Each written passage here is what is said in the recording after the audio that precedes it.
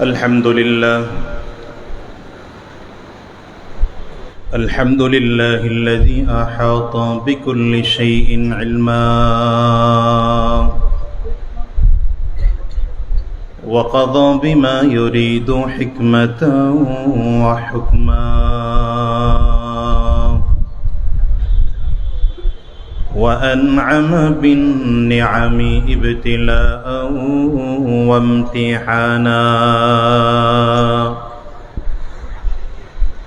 ونشهد أن لا إله إلا الله وحده لا شريك له ونشهد أن محمدا عبده ورسوله اللهم صل على محمد وعلى آله وصحبه وسلم تسليما كثيرا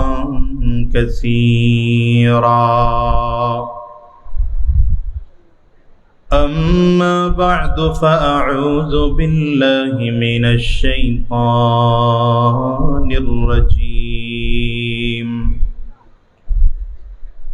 بسم الله الرحمن الرحيم ولقد كرمنا بني آدم صدق الله العظيم وصدق رسوله النبي الكريم ونحن على ذلك من الشاهدين والشاكرين والحمد لله رب العالمين سبحانك لا علم لنا إلا ما علمتنا إنك أنت العليم الحكيم চট্টগ্রাম জেলার double mooring থানা মুজাহিদ কমিটির উদ্যোগে আয়োজিত আজকের এই ওয়াজ মাহফিল ও হালকায় জিকিরের মুহতারাম সম্মানিত সভাপতি, সম্মানিত প্রধান অতিথি, দেশের লক্ষ কোটি মানুষের প্রাণ প্রিয় ব্যক্তিত্ব, আধ্যাত্মিক নেতা, আধ্যাত্মিক রাহবার, খানকার পীর, ময়দানের বীর, বাংলার জিন্দা শাহজালাল, আমিরুল মুজাহিদিন হযরত পীর সাহেব হুজুর চরমনাই দামাত বারাকাতুহুল আলিয়া, উপস্থিত অন্যান্য হযরত উলামায়ে কেরাম, সম্মুখপানে সমবেত দিন প্রিয়, ইসলাম প্রিয়, দিনদার, ইমানদার মুমিন মুসলমান মর্দে মুজাহিদ ভাইরা, মুরব্বী বাবা জিরা, যুবক বন্ধুরা, কচি কাঁচা মাসুম বাচ্চারা, পর্দার অন্তরালে অবস্থানরত সম্মানিতা শ্রদ্ধেয় মা ও বোনেরা, আল্লাহ পাকের শুকর যে আল্লাহ তাআলা আপনাকে আমাকে অত্যন্ত দয়া করে, মায়া করে, মোহাব্বত করে ভালোবেসে আজকের এই কোরআনী মজলিসে, জান্নাতি বাগানে, ইমানদারদের মজলিসে, আল্লাহ ওয়ালাদের মজলিসে, বিশেষ করে আল্লাহ পাকের জাকিরিন ও শাকিরিন বান্দাদের মজলিসে যে রব্বে করিম, মৌলাই করিম আপনাকে আমাকে আসার বসার তৌফিক দান করেছেন, সে মহান রব্বুল ইজ্জত ওয়াল জালালের দরবারে শুকর আদায় করি। আমরা সকলেই জবান খুলে আওয়াজ দিয়ে জোরে সোরে বলি আলহামদুলিল্লাহ। মাইকের সাউন্ডটা একটু বাড়ান ভাই। আল্লাহ তাআলা মানব জাতিকে সকল জাতির মধ্য থেকে শ্রেষ্ঠ করে ঘোষণা দিয়েছেন। মানব জাতি সব থেকে শ্রেষ্ঠ জাতি। দেখেন, আল্লাহ তাআলা মানুষকে বানিয়েছেন, মানুষের মধ্যে জানোয়ারের খাসলত আছে, আবার ফেরেশতাদের খাসলত মানুষের মধ্যে আছে। ফেরেশতাদের অভ্যাস কি? ফেরেশতাদের অভ্যাস হলো আল্লাহ তাআলা তাদেরকে এমন ভাবেই তৈয়ার করেছেন, সৃষ্টি করেছেন, ফেরেশতারা চাইলেও গুনাহ করতে পারে না। অর্থাৎ গুনাহের শক্তি ফেরেশতাদের মধ্যে আল্লাহ তাআলা সৃষ্টিগতভাবেই দেন নাই। ফেরেশতারা গুনাহের মজা বুঝে না, গুনাহের স্বাদ কি বলে, কি জিনিস, এটা ফেরেশতারা বোঝে না।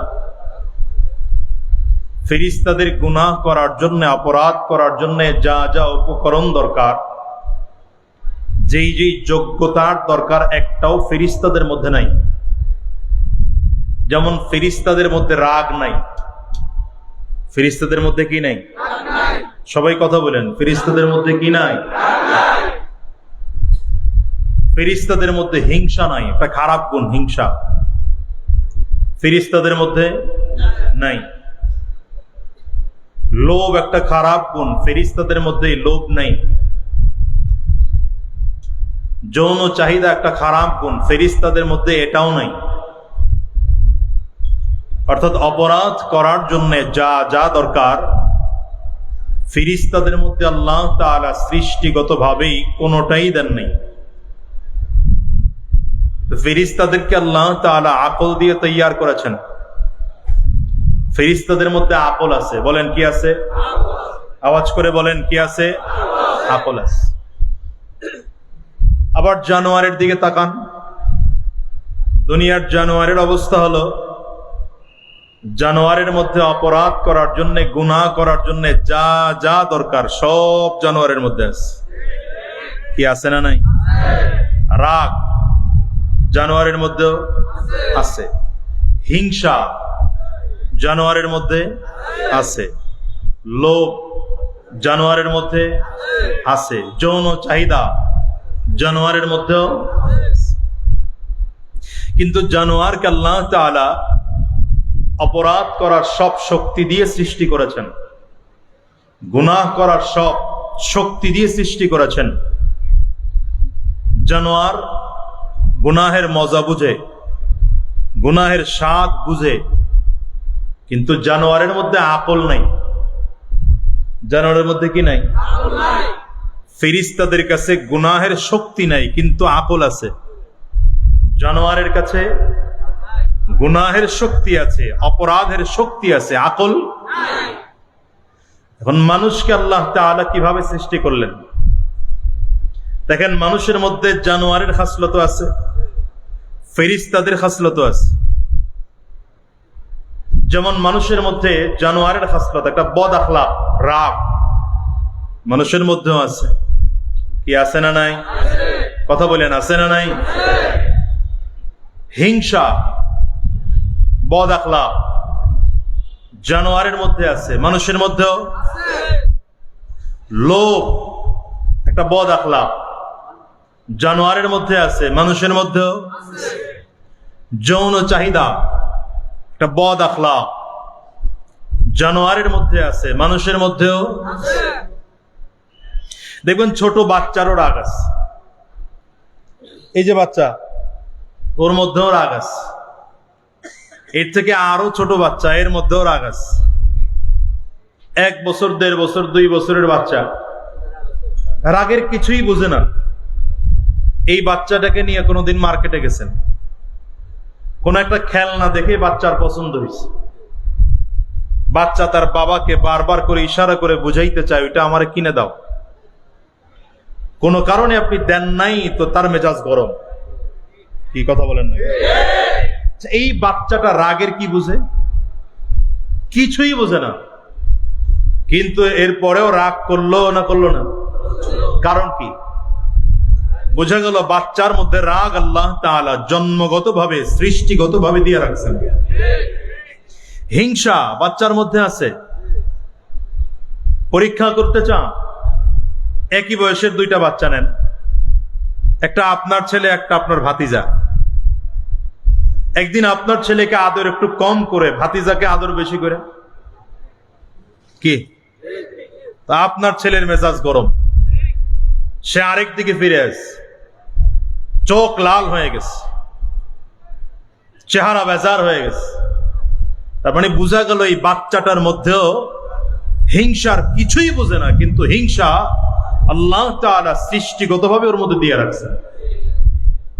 লোভ বাচ্চাদের মধ্যে আছে। একই বয়সের 2টা বাচ্চা, বাজার থেকে আপেল কিনে আনছেন, একজনরে 2টা দেন আর একজনরে 1টা দেন।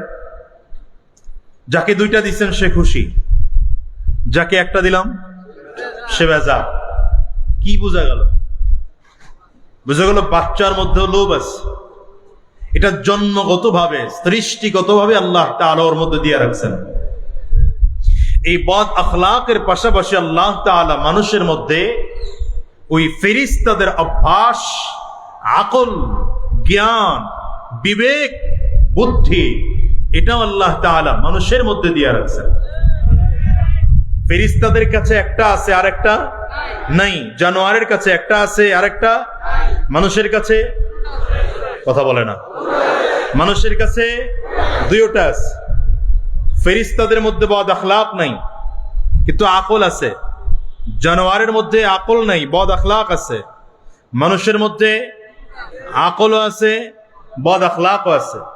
আকলও আছে অর্থাৎ মানুষকে গুনাহ করার শক্তি আল্লাহ তাআলা সৃষ্টিগতভাবে দিয়ে বানাইছেন।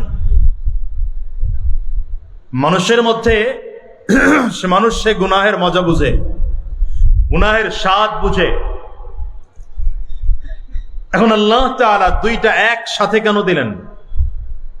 দুইটা একসাথে দিলেন আল্লাহ এই জন্যে, আল্লাহ বুঝাইতে চায় গোলাম রে, যদি তুমি তোমার আকল দিয়ে নিজের রাগ, নিজের হিংসা, নিজের লোভ, নিজের যৌন চাহিদা যদি নিয়ন্ত্রণ করতে পারো, তবে আমি আল্লাহ পাকের ঘোষণা, ওয়ালাকাদ কাররামনা বনি আদম, ওয়ালাকাদ কাররামনা বনি আদম, আল্লাহ বলেন আমি ওই মানুষটার জন্য ঘোষণা দিলাম, এই মানুষটা পৃথিবীর মধ্যে সব থেকে দামি জাতি।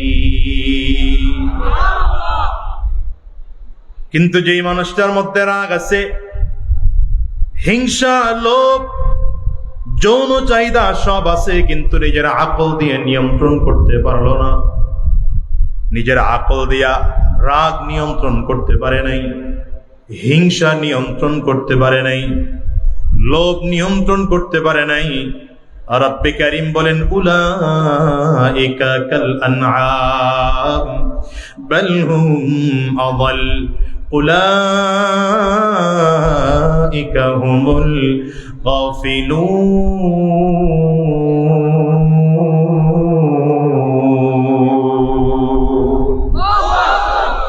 আল্লাহ বলেন যে মানুষটার মধ্যে রাগ আছে, হিংসা আছে, লোভ আছে, যৌন চাহিদা আছে, কিন্তু নিজের আকল দিয়ে রাগ, হিংসা, লোভ এগুলোকে নিয়ন্ত্রণ করতে পারলো না।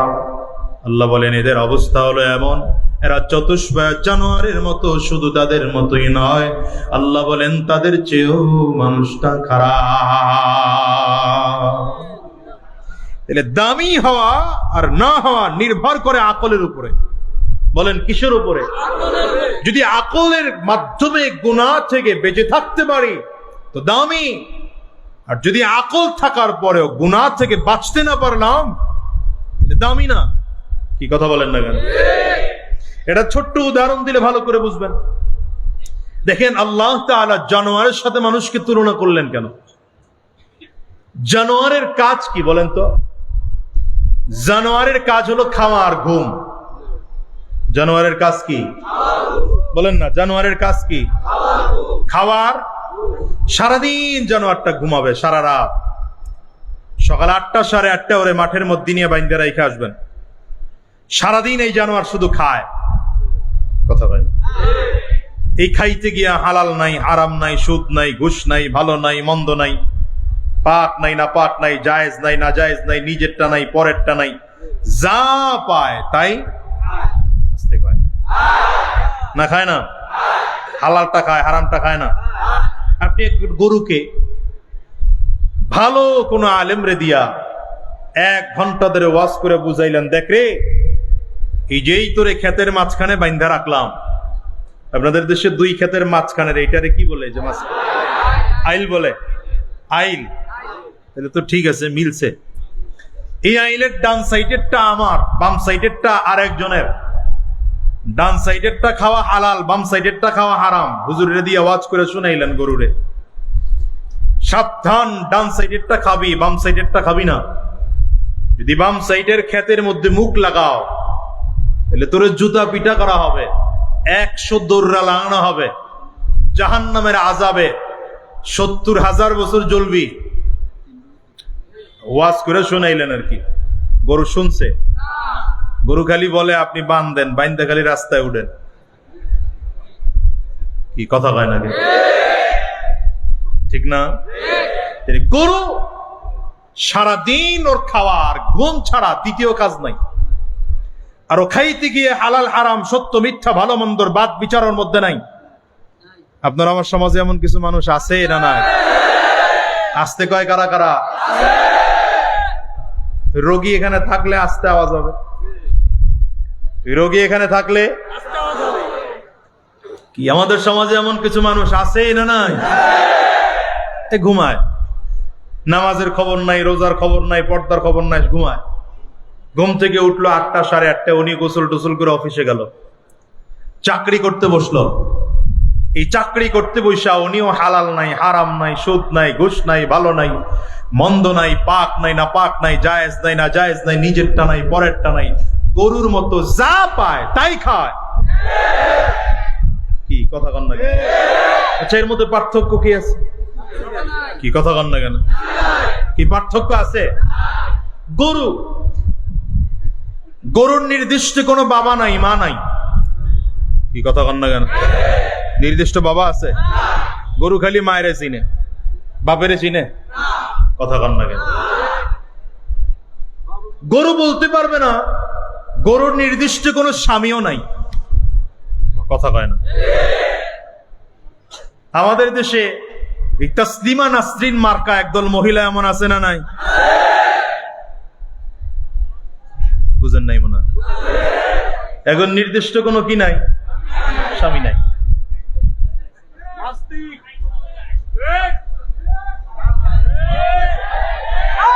এই নাস্তিক মার্কা, তাসলিমা নাসরিন মার্কা বদমাশ গুলো এখন আবার তাদের অধিকার চায়।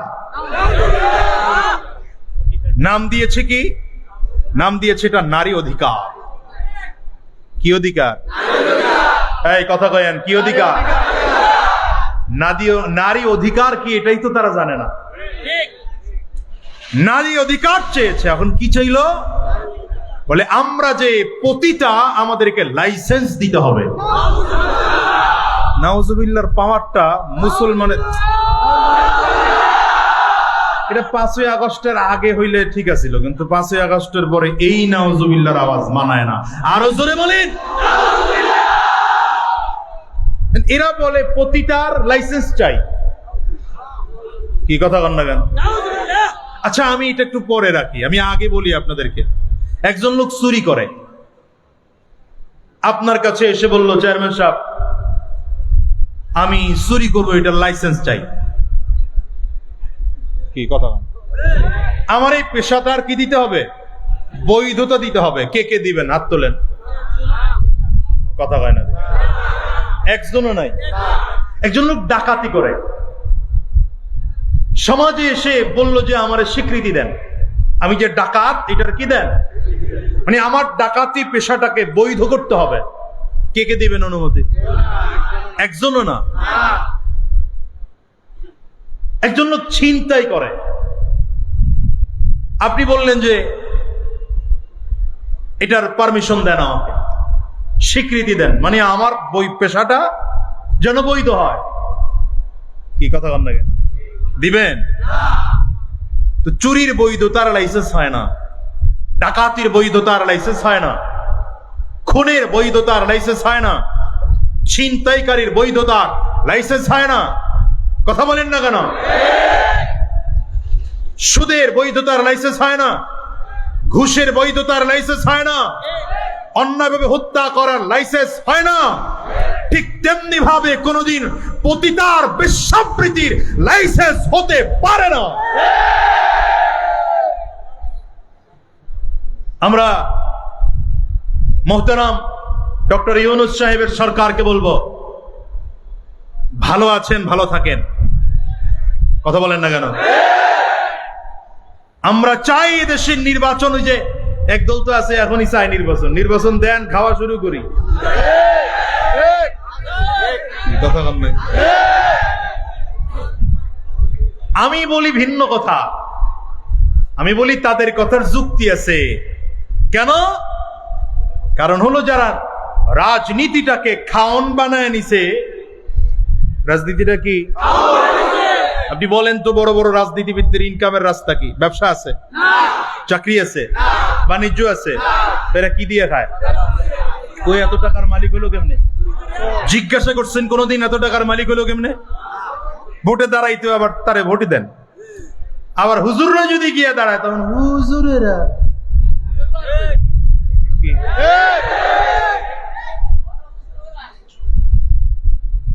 আপনি বলবেন যে হুজুর ব্যবসা আছে, এদের ব্যবসাটা করছে কি দিয়া? ফকিন্নির বলে এখন কোটি টাকার মালিক হয়েছে কি দিয়া?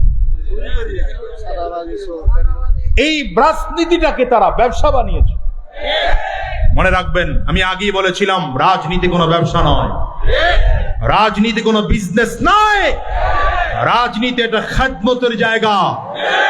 রাজনীতি কিসের জায়গা? এটা সেবার জায়গা, খেদমতের জায়গা। যারা এদেশে রাজনীতিকে পেট নীতি বানিয়েছে, দুর্নীতি বানিয়েছে, চাঁদাবাজের মহড়া বানিয়েছে, ওরা রাজনীতি করে না, ওরা পেট নীতি করে, দুর্নীতি করে। বাংলার জমিন থেকে ওদেরকে জুতা পিটা করে বিদায় করা দরকার, জুতা পিটা করে বিদায় করা দরকার।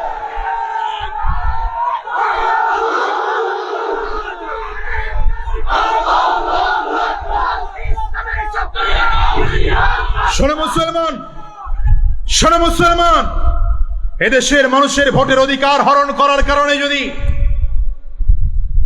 ওই 16 বছরের শাসক ফ্যাসিবাদ হয়, এদেশের মানুষের ইসলামের বিরুদ্ধে কথা বলার কারণে যদি 16 বছরের শাসক ফ্যাসিবাদ হয়, এদেশের মানুষের অধিকার লুণ্ঠন করার কারণে ওই ফ্যাসিবাদ 16 বছরের শাসক যদি ফ্যাসিবাদ হয়, আর সে যদি 5 আগস্টে পালাতে বাধ্য হয়, নতুন করেও যারা এই ফ্যাসিবাদের স্বপ্ন দেখছেন আর ক্ষমতায় গিয়ে হারাম উপার্জন করার স্বপ্ন দেখছেন, তারা পালানোর রাস্তা পেয়েছে, আপনি পালানোর জায়গাও পাবেন না। কারণ মানুষ 5 আগস্টের মানুষ আর এখনকার মানুষ এক না। ওই জেনারেশন আর এই জেনারেশন খুঁজলে এক হবে না। কথা বলেন না কেন? আলহামদুলিল্লাহ জেনারেশন সচেতন, ঠিক কিনা বলেন? এরা সত্য মিথ্যা পার্থক্য করতে চিনেছে, এরা ভালো মন্দ যাচাই বাছাই করতে চিনেছে, এরা এখন সত্য মিথ্যা যাচাই বাছাই করতে জানে, ঠিক কিনা বলেন? তো আমরা বলেছি দরকার নাই নির্বাচনের আগে সংস্কার করেন। কি কথা বলেন না কেন? আর আমার ব্যক্তিগত মতামত পুরোটা ভিন্ন। আমার ব্যক্তিগত মতামত হচ্ছে, বারবার নির্বাচন দিয়ে আমরা দেখছি কোন লাভ হয় নাই, খালি খাওয়ানোর হাত পরিবর্তন করছি। এদেশে ক্ষমতার পরিবর্তন স্বাধীনতার পর থেকেই তো হইছে। কি কথা বল না কেন? ৭১-এর পর থেকেই 53 বছর পর্যন্ত কম পরিবর্তন তো হয় না। এই সরকার সেই সরকার, এই সরকার সেই সরকার, খাওয়ান বন্ধ হইছে, খালি হাত পরিবর্তন হয়েছে। আগে মামায় খাইতো, এখন চাচায় খায়। কি কথা বল না কেন? আগে লাল মিয়া খাইতো, এখন কালা মিয়া খায়। সুতরাং বলেছি, ডক্টর ইউনূস সাহেবের সরকার এখন পর্যন্ত যেহেতু দুর্নীতি করে নেই, বাজে কাজের মধ্যে লিপ্ত হয় নাই, বরঞ্চ ধীরে ধীরে সংস্কারের দিকে যাচ্ছে, আমার কাছে মনে হয় এটা আমি নিজের থেকে নিজে বলি, আগামী 5 বছর ডক্টর ইউনূস থাকুক এদেশে নির্বাচন হবে। কি কথা বলেন না? কিন্তু ডক্টর ইউনূস সরকারকেও বলবো, যদি নারীবাদীর নামে এই পতিতাগুলো আপনার কাছে গিয়ে আবেদন জানায়, আর আপনার সরকার যদি পতিতাদেরকে এদেশে বৈধতার লাইসেন্স দিয়ে দেয়, মনে রাখবেন আপনাকেও আমার বাংলার জনগণ যেভাবে সম্মানের চেয়ারে বসিয়েছে, ওই সম্মানের চেয়ার থেকে নামিয়ে দিতে বাংলার জনগণের সময় লাগবে না। কারণ আমার কাছে আমার দেশ বড়, আমার কাছে আমার দিন বড়, আমার কাছে আমার ইজ্জত বড়, আমার কাছে আর সম্মান বড়। ঠিক কিনা? আওয়াজ করে বলে। রাগ করলেন আপনারা? শুরুতেই খুব গরম কথা বলে বলাইলাম, কষ্ট হইতেছে। আপনারা এগুলো শোনার জন্য অভ্যস্ত ছিলেন না মনে হয়। মনে রাখবেন, ওই যে আমি মাঝে মাঝে বলি, যে এলাকায় চেয়ারম্যান হইয়া এখনো আছি আলহামদুলিল্লাহ, বালাই নাই তো আছে, এলাকায় চেয়ারম্যান হইয়া লাভ হয় নাই তো লস হইছে, মানে আমার ব্যক্তিগত এই আপনার সামনে দিছিল্লা পাল্লায় 2-4 টাকা যা দেন এটি নিয়ে এলাকায় ঢালি। আগে তাও কিছু চিন্তা ভাবনা করতে পারতাম যে একের পর এক করা যাবে, এখন তাও করার চিন্তা পাই না, কারণ সব তো ওখানে নিয়ে ঢালতে হয়। আমি দেখি ওখান থেকে ইনকামের রাস্তা নাই, খরচের রাস্তা আছে খালি। কারণ সরকার আমারে বেতন দেয় মাত্র 4,500। জানেন না মনে হয় চেয়ারম্যানের বেতন কত? মানে 10,000 পর্যন্ত নিতে পারে সরকার, দেয় 4.5, আর বাকিটা ইউনিয়ন পরিষদের ইনকাম থাকলে নিতে পারে। তখন আমি চিন্তা করলাম 5 বছর যদি 10,000 করে কামাই কত পাবো? 6 লাখ। কথা হয় না? এখন নির্বাচনে যারা কোটি কোটি টাকা খরচ করে এরাও তো 6 লাখ কামায় নাকি? হ্যাঁ, আপনি কি মনে করছেন?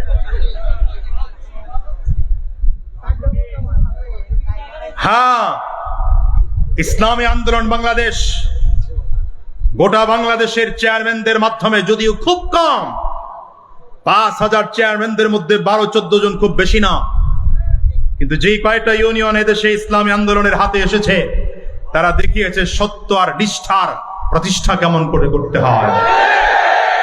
তবে এবার আশাবাদী, যদি আলহামদুলিল্লাহ বরিশাল সিটি কর্পোরেশনের মেয়র আমার শায়েখে চরমনাই মুফতি সৈয়দ ফয়জুল করিম হয়ে যান, গোটা পৃথিবী দেখবে একটা সিটি কর্পোরেশন কি করে দুর্নীতি মুক্ত করতে হয়, চাঁদাবাজ মুক্ত করতে হয়। ঠিক কিনা? 2 হাত উঁচু করে বলো।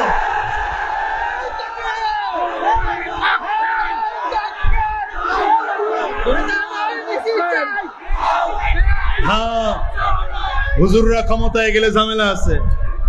হুজুররা ক্ষমতায় গেলে একদল হুজুররা যেন ক্ষমতায় যেতে না পারে, খুব উঠে পড়ে লেগে গেছে। ডেট অলরেডি 2টা শেষ। তবে বলেছি 3য়-বার ঘরে ফিরে যাওয়ার জন্য রাজপথে নামব। কি কথা বলেন না কেন? আমার শায়েখের পাওয়ারও কিছু নাই, হারানোরও কিছু নাই। সাউন্ড বাড়ায় রেখেন মাইকের। হারানোরও কিছু নাই, পাওয়ারও কিছু নাই, কারণ আল্লাহ তাকে যে সম্মান দিয়েছেন, যে মর্যাদা দিয়েছেন, একটা সিটি কর্পোরেশনের মেয়র তার জন্য অনেক বড় কিছু না। কিন্তু বাংলাদেশের মানুষকে ইসলামের শাসন দেখানোর জন্য এদেশের শায়েখে চরমনায়ের মতো ব্যক্তির মেয়র হওয়ার দরকার। ঠিক না বলেন? এই বাংলাদেশে যদি পীর সাহেব চরমনাই কোনদিন মন্ত্রী হয়ে যান, প্রধানমন্ত্রী, প্রেসিডেন্ট হয়ে যান, সেদিন দেখবে দেশের মানুষ ইসলাম কত সুন্দর। সুতরাং চেষ্টা করতে থাকেন। পরিবর্তনের ছোঁয়া একবার যেহেতু লেগেছে, আমি বলি এবার চূড়ান্ত পরিবর্তন করে ছাড়ব।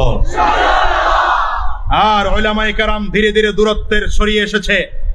এখন হাতে হাত রাখতে শুরু করেছেন উলামায়ে কেরাম, কাঁধে কাঁধ মেলাতে শুরু করেছেন উলামায়ে কেরাম। আপনাদেরকে বলতে চাই, চট্টগ্রামের মুসলমান, বীর চট্টগ্রামের মুসলমান, তোমাদের কাছে জানতে চাই, যদি বাংলার জমিনে নতুন করে আবারও ইসলাম কায়েমের জন্য নতুন করে ডাক দেওয়া হয়, যেমন 47-এ রক্ত দিয়েছিলাম, যেমন 71-এ রক্ত দিয়েছিলাম, যেমন 5-এ রক্ত দিয়েছিলাম, ঠিক তেমনি ভাবে যদি আবার নতুন করে ডাক দেওয়া হয় এই বাংলার জমিনে ইসলাম কায়েম করার জন্য, উলামায়ে কেরামদের নেতৃত্বে তথা পীর সাহেব চরমনায়ের নেতৃত্বে যদি রক্ত ছড়াতে হয়, রক্ত ছড়াবো। যদি জীবনটাও দিতে হয়, কারা কারা তৈয়ার আছো?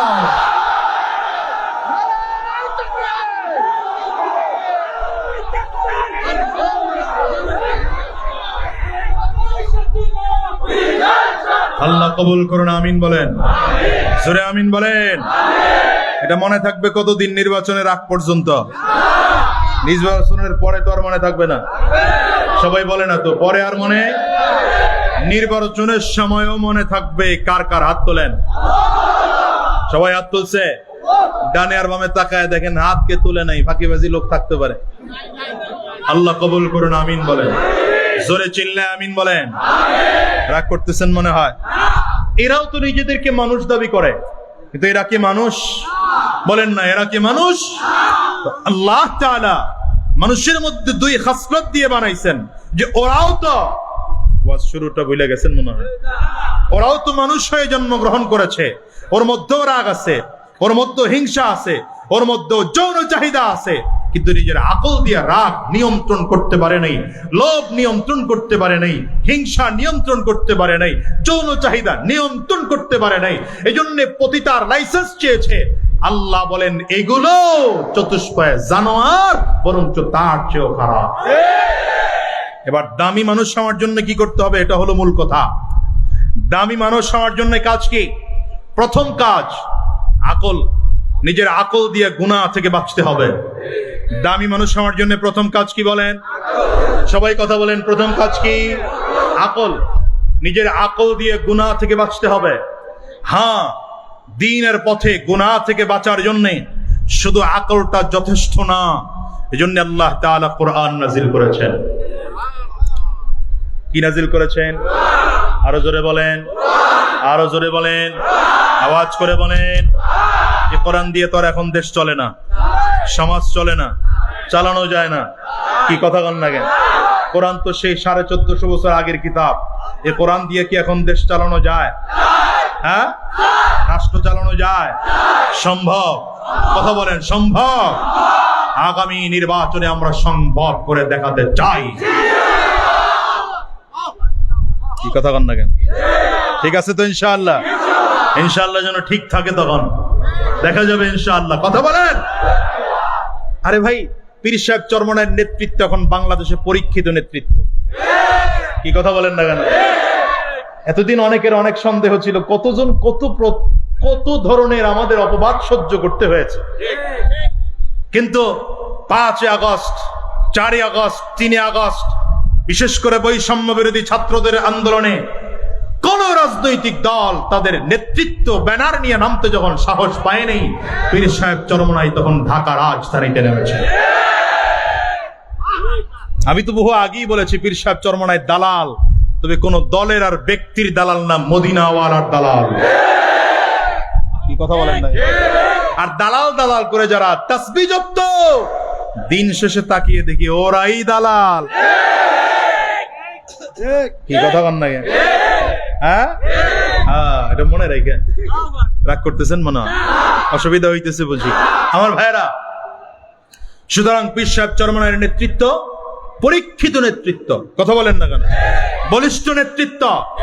20 বছর আগে যা বলেছেন এখনো তা বলছেন, কথায় নড়চড় নাই। কি কথা বলেন না কেন? ওই শুরুতে যেমন বলেছিলেন আগে সংস্কার পরে নির্বাচন, এখনো কথা ওই একটাই, আগে সংস্কার পরে নির্বাচন। কিন্তু ইতিমধ্যে কিছু দলের বুলি চেঞ্জ হয়ে গেছে। কথা বলেন না কেন? ঠিক না? ঠিক। আল্লাহ এই জন্যে আকলটাকে পরিচালনার জন্য কোরআন লাগবে। আকল পরিচালনার জন্য কি লাগবে? এই জন্য আল্লাহ কোরআন পাঠিয়েছেন। শুধু 114 সূরাওয়ালা কোরআন, 30 পারাওয়ালা কোরআন।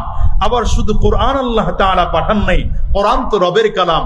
গোলাম যদি কোরআনের ভাষা না বুঝে, এজন্য কোরআনের সাথে উস্তাদ পাঠিয়েছেন। কে উস্তাদ? কি কোরআনের উস্তাদ? কে কোরআনের?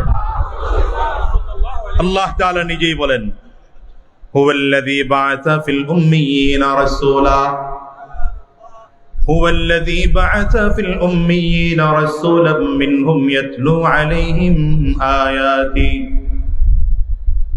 আমি আমার মূর্খদের মাঝে আমার নবীকে পাঠাইলাম। আমার নবীর প্রথম দায়িত্ব হলো কোরআন কারীম তেলাওয়াত করে গোটা জাতিকে তারা শোনাবে।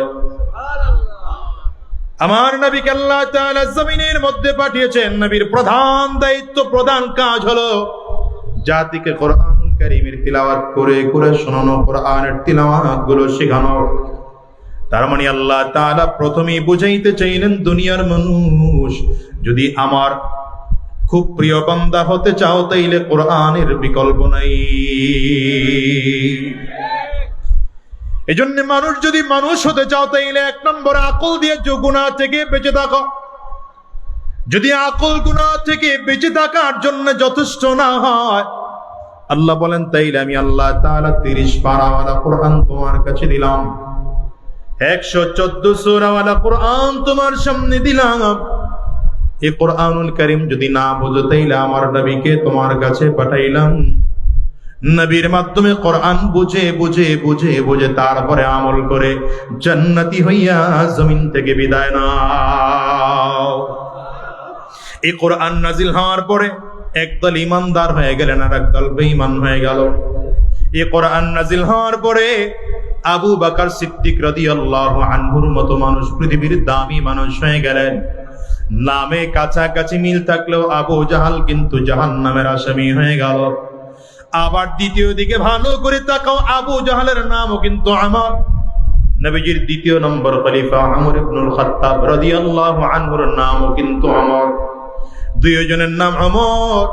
একজন জান্নাতের মেহমান হয়ে গেলেন কোরআন ধরার কারণে, আরেকজন কোরআন ও নবীর বিরোধিতা করার কারণে জাহান্নামের আসামি হয়ে জমিন থেকে বিদায় হয়। ঠিক না? এই আমর রাদিয়াল্লাহু আনহু কি জানো? দুনিয়ার মানুষ, হযরত ওমর রওনা করেছেন নবীজির মাথা আনার জন্য তরবারি উলঙ্গ তরবারি লইয়া। রাহমাতুল লিল আলামিনের দরবারে রওনা করে প্রতিমধ্যেই জানতে পারে বোন আর বোন জামাই কালিমা পড়ে মুসলমান হয়ে গেল। বাড়িতে রওনা করলেন, দরজার উপরে লাথি মেরে দরজা ভেঙে ঘরের মধ্যে ঢুকে তাকিয়ে দেখলেন বোন আর বোন জামাই কোরআন পড়ে। বোন আর বোন জামাইকে মারতে শুরু করলেন তার বাড়ির বাঁট দিয়া। বোন সামনে এসে দাঁড়িয়েছেন, ভাইরে আমারে মারে মেরে মেরে জমিন থেকে বিদায় করে দাও। আমার আল্লাহকে রব বলে মেনেছি, নবীকে নবী বলে মেনেছি, জীবন চলে যাবে ঈমান ছাড়তে রাজি না। হযরত ওমর রাগের কারণে থাপ্পড় মারলেন বোনের গালে, ঠোঁট ফেটে রক্ত পড়তে শুরু করলো। বোনের রক্তের দিকে তাকিয়ে হযরত ওমরের শরীরটা নিস্তেজ হয়ে গেল, চোখ দিয়ে পানিগুলো পড়তে শুরু করলো। ডেকে বলল, বোন রে, যে কোরআন এতক্ষণ তোরা পড়তেছিলিস, আমার একটু কোরআনের পৃষ্ঠা বা পাতাটা দেওয়া যাবে নাকি? বোন বলে, তুমি নাপাক অবস্থায় কাউকেও দেওয়া যাবে না। হযরত ওমর তাড়াতাড়ি করলে গোসল করলেন, ওযু করলেন, পবিত্র হয়ে কোরআনের পৃষ্ঠা হাতের মধ্যে নিয়ে তিলাওয়াত করতে শুরু করলেন। তিলাওয়াত ধীরে ধীরে বাড়ায় আর চোখ দিয়ে পানিগুলো টক টক করে করে গাল বেয়ে পড়ে। পৃষ্ঠাটা বুকের সাথে লাগাইয়া বোনের হাতটা ধরে ডেকে বলে, বোন, এই কোরআনের তিলাওয়াত যেতে হয়, আর দেরি করা যাবে না, আর দেরি করা যাবে না, আমার একটু সেখানে নিয়ে চল না, কোথায় কোরআনের তিলাওয়াতের প্রশিক্ষণ দেওয়া হয়। ধীরে ধীরে বোন আর বোন জামাইকে দুই পাশে নিয়ে নবীজির দরবারে রওনা করতে শুরু করেছেন। রাহমাতুল লিল আলামিন দূর থেকে তাকিয়ে দেখেন ওমর সামনের দিকে আগাইতেছে। নবীজি বসার থেকে দাঁড়িয়ে গিয়েছেন, আমর একদম সামনে এসে দাঁড়ালো। আমার নবী ডান হাতের শাহাদাত আঙ্গুল দিয়ে হযরত ওমরের কোমরের মধ্যে হালকা করে ধাক্কা দিয়েছেন আর বলে, আমন রে, কেন আসছো? হযরত ওমর চোখ দিয়ে পানি ফেলে কান্না করতে করতে নবীজির পায়ের কাছে জমিনের মধ্যে বসে পড়েছেন। নিজের তরবারিটা নবীজির পায়ের সামনে বিছায়া দিয়ে ডাক দেয়, পয়গম্বর, এই তরবারি এতদিন কোরআনের বিরুদ্ধে চলেছে, ইসলামের বিরুদ্ধে চলেছে, বেঈমানদের পক্ষে চলেছে। আজকে থেকে এই তরবারি বেঈমানদের বিরুদ্ধে আর বেঈমানদের পক্ষে চলবে না, ইসলামের পক্ষে, কোরআনের পক্ষে, দ্বীনের পক্ষে চলবে। হযরত ওমর হাতটা বাড়িয়ে দিলেন, পয়গম্বর, হাত বাড়িয়ে দিলাম, কালিমা পড়া দেন, মুসলমান হয়ে যাব। এ দুনিয়ার মুসলমানেরা নামে তো ঠিকই মিল আছে, এক ওমর হলো আবু জাহাল, আরেক ওমর হলো ওমর ইবনুল খাত্তাব। এক ওমর জাহান্নামের আসামি হয়ে গেল, আরেক ওমর আল্লাহর জান্নাতের মেহমান হয়ে জমিন থেকে বিদায় নিল। কি বোঝা গেল দুনিয়ার মুসলমানেরা? শোনো, কোরআনুল কারীম যখন নাজিল হয়ে গেল, আমার নবী যখন নবুয়ত প্রাপ্ত হয়ে গোটা মানুষদেরকে দ্বীনের দাওয়াত দিতে শুরু করলেন, মানুষদের মধ্যে দুইটা দল হয়ে গেল। একদল নবীকে মানতে শুরু করলেন, আর একদল বিরোধিতা করতে শুরু করেছেন। যারা মেনেছেন তারা কামিয়াব, তারা জান্নাতি হয়ে গেলেন। মনে রাখবেন সাহাবায়ে কেরাম আল্লাহ তাআলা যখন আল্লাহ পাকের উপরে ঈমান এনে আল্লাহকে রব বলে মেনে নিলেন, আমার নবী 10 জন সাহাবীকে জান্নাতের সার্টিফিকেট দিয়েছেন নিজের জীবদ্দশায়। শুধু 10 জন সাহাবীকে জান্নাতের সার্টিফিকেট নয়, বরং আমার নবী আরো সার্টিফিকেট দিলেন। বদরের ময়দানে যারা হাজির হয়েছে, আল্লাহ তাদের জিন্দেগির গুনাহগুলো মাফ করে দিলেন। উহুদের যুদ্ধে যেই সকল সাহাবায়ে কেরাম হাজির হয়েছে, আবার আল্লাহ তাদের গুনাহ মাফ করে দিলেন। খন্দকের যুদ্ধে যতজন সাহাবী হাজির হয়েছেন, আবার আল্লাহ তাআলা তাদের গুনাহ মাফ করে দিলেন। বায়াতুর রিদওয়ানে আমার নবীর হাতের উপরে হাত দিয়ে যারা খালি ধীরে ধীরে করে শপথ করেছিলেন, আল্লাহ তাআলা তাদের জিন্দেগির গুনাহ মাফ করার ঘোষণা দিলেন। শুধু তাই নয়, আমার আল্লাহ তাআলা সব সাহাবীদের ব্যাপারে ঘোষণা দিলেন, রাদিয়াল্লাহু আনহুম ওয়া রাদু আন, আল্লাহ তোমাদের প্রতি সন্তুষ্ট, তোমরাও আল্লাহ পাকের প্রতি সন্তুষ্ট। একটা বারের জন্য হিসাব নিলাও, আমার নবী জমিন থেকে বিদায় নেওয়ার পরে সাহাবায়ে কেরাম এই নবীর কাজ শুরু করলেন, দ্বীনের দাওয়াত দিতে আরম্ভ করলেন। কারণ আমার নবীর পরে আর কোন নবী গোটা জমিনের মধ্যে আসবে না। এই জন্য সাহাবায়ে কেরাম দেখলেন নবী যখন জমিন থেকে বিদায় হয়ে গেল, দ্বীনের দাওয়াত বন্ধ করা যাবে না। কোরআনের তালিম, কোরআনের দাওয়াত গোটা জাতির মাঝে দিতে শুরু করলেন। আবার সাহাবায়ে কেরামদেরকে যারা অনুসরণ করতে শুরু করলো, গোটা সমাজের মধ্যে এরা তাবিঈন হয়ে গেল। ধীরে ধীরে ধীরে ধীরে সাহাবায়ে কেরাম জমিন থেকে বিদায় নিয়ে নিলেন। এখন তাবিঈন গোটা সমাজের মাঝে দ্বীনের দাওয়াত দিতে শুরু করলেন। যুগের পরিবর্তনে তাবিঈনরাও জমিন থেকে বিদায়। তাবিঈনদেরকে যারা অনুসরণ করতেন তারা তাবিঈন, তারা এখন দ্বীনের দাওয়াত দিতে শুরু করলেন। যুগের পরিবর্তনের কারণে তাবিঈনরাও জমিন থেকে বিদায় হয়ে গেলেন। এমন একটা সময় ছিল যেই যুগে আইম্মায়ে মুজতাহিদিন দেশের মানুষকে দ্বীনের দাওয়াত দিয়ে শোনাইতেন। গোটা পৃথিবীর মানুষকে তারা দ্বীন শিখিয়েছেন। তারা বিদায় নেওয়ার পরে উলামায়ে মুতাকাদ্দিমিন গোটা পৃথিবীর মানুষকে দ্বীন শিখিয়েছেন। তারা বিদায় নেওয়ার পর উলামায়ে মুতাআখিরিন গোটা পৃথিবীর মানুষকে দ্বীনের দাওয়াত দিয়ে কোরআন শিখিয়েছে। শুধু তাই নয়, বাংলাদেশের সিচুয়েশনের দিকে তাকাও। একটা সময় এমন ছিল, হাফিজ হুজুর রাহমাতুল্লাহি আলাইহি এদেশের মানুষকে দ্বীনের কথাগুলো বলে বলে শোনাইতেন।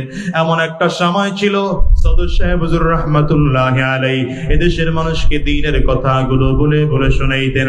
এমন একটা যুগ ছিল, মুফতি আমিনী রাহমাতুল্লাহি আলাইহি এদেশের মানুষকে দ্বীনের দাওয়াত দিয়ে দিয়ে শোনাইতেন। এমন একটা সময় ছিল, দ্বীনের কথাগুলো বলে শাইখুল হাদিস আল্লামা আজিজুল হক রাহমাতুল্লাহি আলাইহি শুনাইতেন।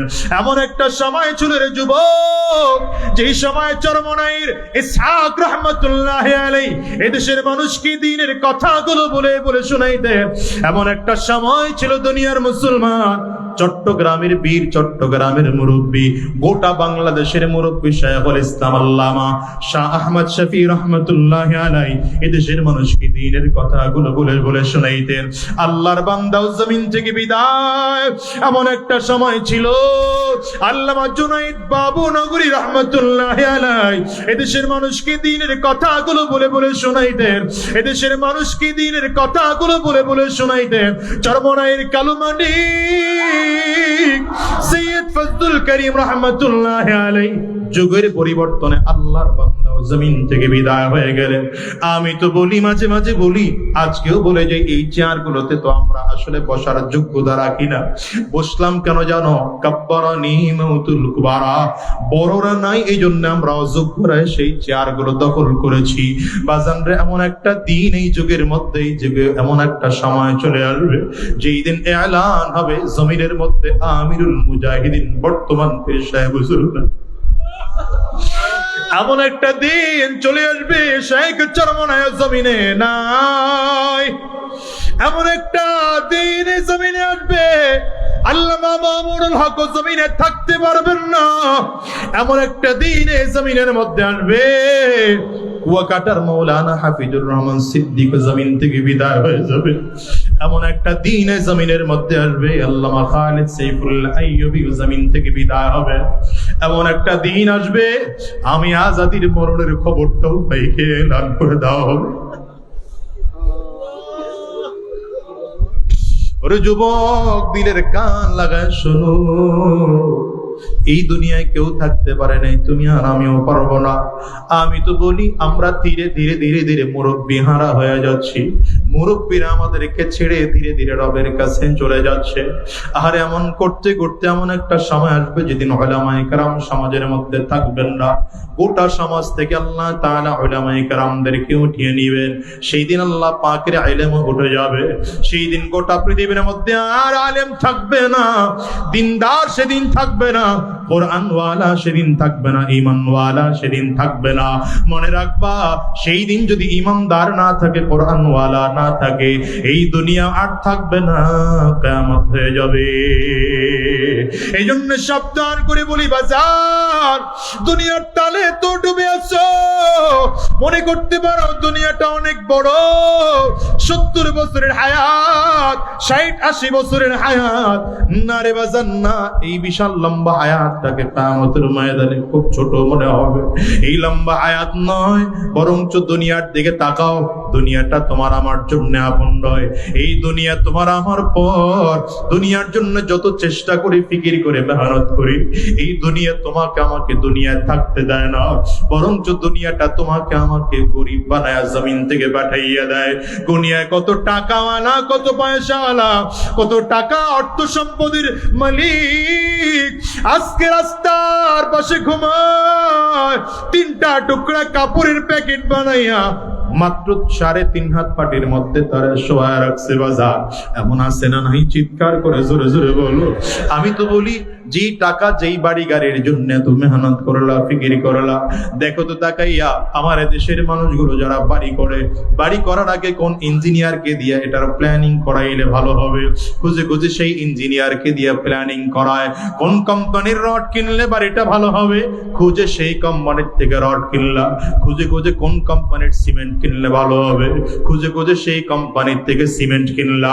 কোন মিস্ত্রিকে দিয়া কাজ করাইলে বিল্ডিংটা ভালো হবে, খুঁজে খুঁজে সেই মিস্ত্রিকে দিয়া কাজ করাইলা।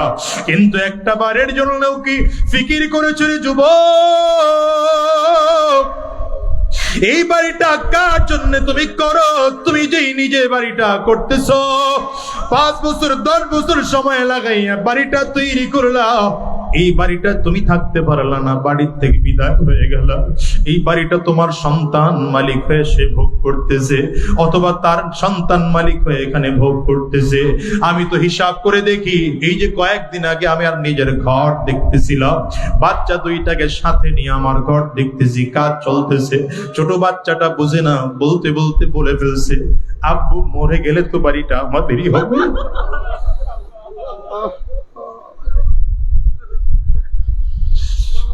আমি তো চিন্তা করলাম, বাচ্চা মানুষ কিন্তু কথা তো ঠিকই বলেছে, আসলেও তো আমি দুনিয়ায় থাকতে পারবো না। এই বাড়ি ছেড়ে চলে যেতে হবে, গাড়ি ছেড়ে চলে যেতে হবে, সম্মান ছেড়ে চলে যেতে হবে। এ বাজান রে, দেখো না দুনিয়ায় কত মানুষ জমিন থেকে বিদায় হয়, কত মানুষ ট্রাকের নিচে পড়ে মারা যায়, কত মানুষ ট্রাকের চাপায় পড়ে মারা যায়, কত মানুষ মোটর সাইকেলে অ্যাক্সিডেন্ট করে মারা যায়, কত মানুষ নদীর মধ্যে ডুবে জমিন থেকে বিদায় হয়, কত মানুষ হার্ট অ্যাটাক করে মারা যায়, কত মানুষ কত সমস্যায় হয়ে, কত মানুষ কত অসুবিধায় হয়ে মারা যায়। একটা বারের জন্য কি খেয়াল করে চলে যুবক, যেই দুনিয়ার জন্য এত ফিকির, এত চেষ্টা, এত মেহনত, ওই দুনিয়া তোমার আপন নয়, দুনিয়া তোমার পর। এই দুনিয়ার পিছনে পাগল হয়ে কোনো লাভ নাই। আমি তো খেয়াল করে দেখো, ভালো করে খেয়াল করে দেখো, এই দুনিয়ার টাকাওয়ালা, ক্ষমতাওয়ালা, সম্মানওয়ালার সব পড়ে থাকবে, মাত্র 3টা কাপড়ের প্যাকেট হয়ে জমিন থেকে বিদায় হওয়া লাগবে। বাজানরে তাকায় দেখো না, দুনিয়ার যতগুলো মানুষ আছে আজকের এই ময়দানেও যারা হাজির, এই সব কবরের যাত্রী। এই দুনিয়ায় কেউ চিরস্থায়ী থাকার জন্য আসে নাই রে বাজার, কারণ এই দুনিয়ার থেকে কত মানুষ সন্তানকে হারিয়ে ফেলেছে, কত মানুষ তার মাকে হারিয়ে ফেলেছে, কত মানুষ তার বাবাকেও হারিয়ে ফেলেছে, কত মানুষ তার বিবিকে হারিয়ে ফেলেছে। পর্দার আড়ালে মা বোনদের দিকে তাকাও, দেখো মা বোনরা কতজন তার স্বামীকে হারিয়ে ফেলেছে। বাজানরা, এই মজলিসটার মধ্যে এমন কোন মানুষ আছেন নাকি নিজের সন্তান আপনার জীবিত অবস্থায় মারা গেছে? সন্তান যদি হারিয়ে থাকেন, একটু হাতটা উঁচা করে দেখান, আমি দেখি তো কে কে তার সন্তানকে হারাইছে। এই বাজান রে, এই মানুষগুলোর দিকে একটু তাকাও, এই মানুষগুলো তাদের সন্তানকে হারিয়েছে। এতগুলো মানুষ হাত তুলেছে, এদের কারো সন্তান জমিন থেকে বিদায় হয়ে গেছে। এবার একটু হাত তুলেন তো দেখি, কার মা নাই, মাকে হারিয়েছে? কার বাবা নাই, বাবাকে হারিয়েছো? বাজান হাতটা তুলে একটু দেখাও, হাতগুলো তুলে রাখো বাজান, নামাও না। আমার যুবকেরা তাকায় দেখু মা হারা মানুষদের চোখের পানি কেমন হয়, বাবা হারা মানুষদের চোখের পানি কেমন হয়, আরে সন্তান হারা মানুষদের চোখের পানি কেমন হয়। যুবকরা এই মানুষগুলোর চেহারার দিকে একটু তাকিয়ে তাকিয়ে দেখো, মানুষগুলো চোখের পানি ফেলে হাত তুলেছে। এদের কারো ঘরে মা নাই, কারো ঘরে বাবা নাই, কারো সন্তান বিদায়। ও যুবকরে হিসাব মিলাও, এমন একটা দিন আসবে যেদিন তোমাকে আমাকেও জমিন থেকে বিদায় হওয়া লাগবে। আজরাইল তোমার আমার সামনে এসে দাঁড়ায় যাবে। হিসাব করে দেখো, নয় কবরে তোমাকে আমাকেও যেতে হবে। সাবধান, ওই কবর বড় ভয়ঙ্কর। কবর কিন্তু বারবার করে বলে, আনা বাইতুজ জুলমা, আনা বাইতুল ওয়াহদা, আনা বাইতুত তুরাব। কবর বলে আমি বড় একাকীর ঘর, আমি বড় অন্ধকার ঘর, আমার কাছে সাথী নাই, বাতি নাই, দুনিয়ার কোনো কিছুই নাই। আমি শুধু চিনি আমল। ভালো আমল করে যদি আসতে পারো, কবরে বলে ভালো আচরণ করব। আর যদি ভালো আমল করে আসতে না পারো, কবর বলে আমার ডানেও মাটি, বামেও মাটি, সামনেও মাটি, পেছনেও মাটি। আমি দুই দিক থেকে কবরের মাটিগুলো একত্রিত হইয়া গুনাহগারের লাশটাকে এত জোরে চাপ মারবো, এক বদরের হাড্ডি কিন্তু আরেকটা পাজরায় নিয়ে পৌঁছাইয়ে দেব। এই বাজান গুনাহগার যখন কিয়ামতের ময়দানে দাঁড়াবে, গুনাহগার তাকিয়ে দেখবে সূর্য মাথার মুঠো মাত উপরে দেখা যায়, মাথার মগজগুলো সূর্যের তাপে টকবক করে করে ফুটতেছে এমন মনে হয়। আর জমিনটা তামার। মানুষ তাকিয়ে দেখবে জাহান্নামের আগুন। ডান দিক থেকে গরিম গরিম আওয়াজ দিয়ে সামনের দিকে আগায়, বাম দিক থেকে আগায়, সামনের দিকে আগায়, পেছন দিক থেকে আগায়। মানুষগুলো পাগল পাড়া হয়ে যাবে।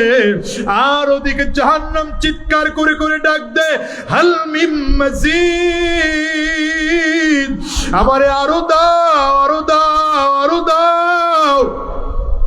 মানুষগুলো পাগল পাড়া হয়ে যাবে। কোথায় গেলে একটু মুক্তি পাওয়া যাবে মানুষ জানে না।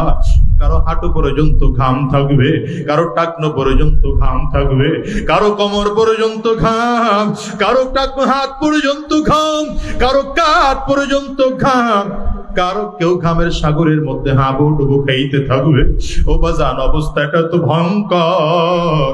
সন্তান বাবা মাকে চিনবে না, বাবা মা তার সন্তানকে চিনবে না, বন্ধু তার বন্ধুকে চিনবে না, ভাই তার ভাইকে চিনবে না, স্ত্রী তার স্বামীকে চিনবে না, স্বামী তার স্ত্রীকে চিনবে না।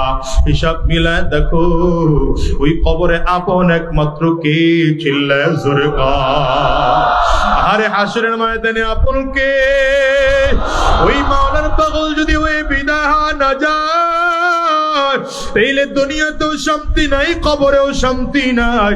এই জন্য বলে যাই বাজান, গুনাহ ছেড়ে দাও, হারাম রাস্তা ছেড়ে দাও। যদিও তোমার আমার মধ্যে আল্লাহ তাআলা গুনাহের সাত গুনাহের মজা দিয়ে সৃষ্টি করেছে, কিন্তু আজকের ময়দান থেকে ওয়াদা করে বিদায় হও, আমরা হারাম রাস্তায় কদম বাড়াবো না, শয়তানি রাস্তায় কদম বাড়াবো না। আমার মালিকের পাগল হয়ে যাব, মালিকের গোলাম হয়ে যাব। কারণ জানো, কিয়ামতের ময়দানে জান্নাত ও জাহান্নামের জান্নাতের যত নাজ ও নিয়ামত হবে, সব থেকে উত্তম নিয়ামত হবে আমার মালিকের দিদার। একদল পাগল থাকবে এরা এমন, পুরো ময়দানে শুধু দৌড়াবে আর চিল্লাবে আর ডেকে ডেকে বলবে, আমার মালিক ওই আমার আল্লাহ। মানুষগুলো চিল্লা চিল্লায় দৌড়াইতে দৌড়াইতে হয়রান আর পেরেশান হইয়া আল্লাহ পাকের আরশে আজিমের পায়ের মধ্যে হেলান লাগায় বসে থাকবে। আল্লাহ তাআলা ফেরেশতাদেরকে ডাকবেন, ওরা কই? আমার এই বান্দাদেরকে একটু ডাকো, বান্দাদেরকে আমার মালিকের সামনে দাঁড় করায় দেওয়া হবে। আল্লাহ তাআলা পর্দার আড়াল থেকে ডেকে বলবেন, গোলাম রে, কেন দৌড়াও আর চিল্লাও? এই বান্দা বলবে, আল্লাহ তুমি কই? তোমারে খোঁজার জন্য, তোমারে না পাওয়ার জন্য ফজরের নামাজের আজান শুনে ঘরে থাকতে পারি নাই, মসজিদে গেলাম না মালিক তোমারে পাইলাম না, আবার জোহরে গেলাম তোমারে পাইলাম না, আবার আসরে গেলাম তোমারে পাইলাম না, মাগরিবে আবার গেলাম পাইলাম না, ইশায় আবার গেলাম মালিক তোমারে পাইলাম না। ওগো দয়ার আল্লাহ, কোথায় গেলে তোমারে পাবো? পাওয়ার জন্য রাতের অন্ধকারে যায় নামাজ বিছাইয়া তাহাজ্জুদ নামাজের মধ্যে দাঁড়ায় গেছি, মালিক তাও তোমারে পাই না। তোমারে পাওয়ার জন্য টঙ্গীর ইজতেমার ময়দানে 3 দিন গিয়া পড়েছিলাম না, তোমারেও গিয়া সেখানে পাই নাই। আল্লাহ উজানির দরবারে গিয়া পড়েছিলাম, সেখানেও গিয়া পাই নাই। চরমনার আল্লাহর কুতুবের দরবারেও 3 দিন গিয়া পড়েছিলাম আল্লাহ, সেখানেও গিয়া তোমারে পাই নাই। মালিক তুমি কই? কিয়ামতের ময়দানেও তোমারে কি দেখতে পাবো না? আল্লাহ তাআলা ফেরেশতাদেরকে ডাক দিবেন, ফেরেশতারা তাড়াতাড়ি কর, আমি আমার এই বান্দাদেরকে অনেক ঘোরাইলাম, আর ওদেরকে ঘোরাবো না, ঘোরাবো না। আমি আল্লাহ পাকের নূরের পর্দাগুলো সরায় দাও। আল্লাহ পাকের নূরের পর্দাগুলো যখন সরায় দিবে, বান্দা সরাসরি আমার মালিকের দিদার পাবে। আমার মালিক এত সুন্দর, আরে আমার মালিক এত সুন্দর। বান্দা যখন আমার মালিকের দিকে তাকাবে, এক নজরে 70,000 বছর চলে যাবে, বান্দা একটা চোখের পলক পর্যন্ত ফেলবে না। রুগিল মাজিদ নিয়ামত হায় তু সবসে বেহতর, রুগিল মাজিদ নিয়ামত হায় তু সবসে বেহতর নিয়ামতে দিদার তু। আর কবি বলে জান্নাতের মধ্যে যত নাজ নিয়ামত আছে, সব থেকে উত্তম নিয়ামত হলো আমার মালিকের দিদার। ওই মালিকরে কি দেখতে চাও রে যুবক? কারা কারা দেখতে চাও? কারা কারা দেখতে চাও? তাইলে চিল্লে মালিকের জোরে ডাক দাও আল্লাহ, আওয়াজ দিয়ে গলা ফাটাইয়া ডাকো না আল্লাহ।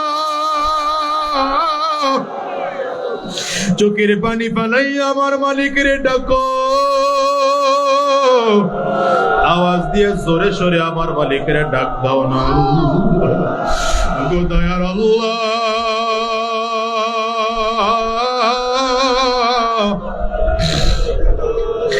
আল্লাহ তোমার গোলামদেরকে একটু তাকাও, তাকাইয়া দেখো তোমার গোলামদের চোখের কোঠায় পানি, কারো চক্ষু 2টা লাল। আল্লাহ আমরা গুনাহ করে ফেলেছি, অন্যায় করে ফেলেছি, পাপ করে ফেলেছি। ওয়াদা করলাম 2 হাত উঁচা করে আর গুনাহ করব না, আর হারাম রাস্তায় কদম বাড়াবো না, আর 1 ওয়াক্ত নামাজ ছাড়বো না, আর শয়তানি রাস্তায় চলবো না। আল্লাহ, আল্লাহ তোমার গোলামদের দিকে কুদরতি নজর দিয়ে তাকাও। আয় আল্লাহ তুমি তাকাও। আয় আল্লাহ, সবাই মিলে ওয়াদা করলাম আল্লাহ তুমি আমাদেরকে কবুল করে নাও, কবুল করে নাও। চিল্লায় বলো আমিন।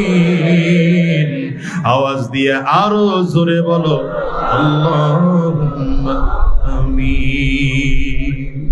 মাওলার ইশকে জালে আগো, মাওলার ইশকে জালে আগো, নেভাইলে যে নিবে না জলে পুরে, ছাই হইল এই যে পাগলের সিনা, জলে পুরে ছাই হইল এই যে পাগলের সিনা।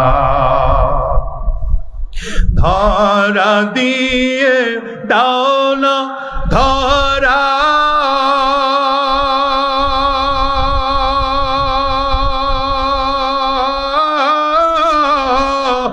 কাছে থেকেও দাও না সারা, ধরা দিয়ে দাও না ধরা,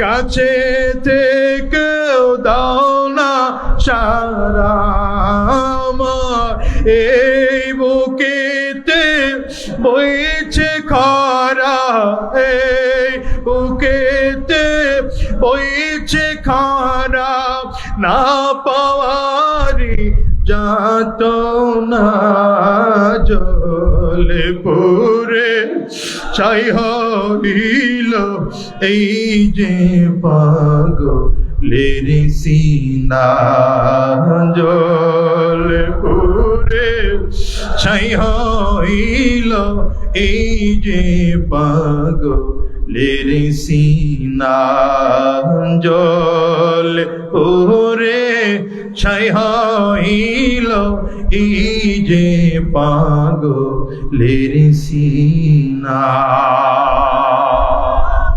আমার ভাইরা, লম্বা সময় নেওয়ার মতো আর সুযোগ নাই, যেহেতু হযরত পীর সাহেব হুজুর জন্ম নাই, খুব আগেই আমাদের সামনে কাছে চলে আসছেন। অল্প সময়ের মধ্যে হুজুর স্টেজে চলে আসবেন ইনশাআল্লাহ। এই মাহফিল পেয়ে আপনারা খুশি না বেজার? চট্টগ্রামে হুজুরের সফর খুব বেশি হয় না, এবছর যেহেতু হুজুর সফর দিয়েছেন, এই মাহফিলটা প্রতি বছর হোক। আপনারা চান কি চান না? সবাই চান ইনশাআল্লাহ। যদি চান, এতগুলো মানুষের মধ্যে তাকিয়ে দেখেন আজকের এই মাহফিলের লাইট, স্টেজ, প্যান্ডেলে কিছু